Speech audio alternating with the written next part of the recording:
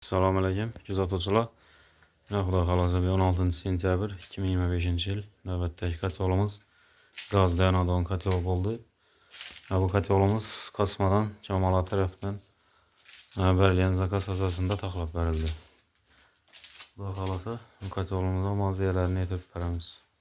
Güzel otucular, xuda xalasa kateolumuzu Tasmabaş şəhəri Mərifət Gözəsi 25-ci öyə 75-ci öyə alıp geldik. Xuda xalasa şöyle koyulacağım ketdənə. Əvvəl kişinə kateoldurğan belə. Az yenə də valnitinli batarya koyacaq ikənlər. Kızdırıcılar və bağını çalmışacaqlar xuda xalasa. Şöyle tutanıb ki olacaq.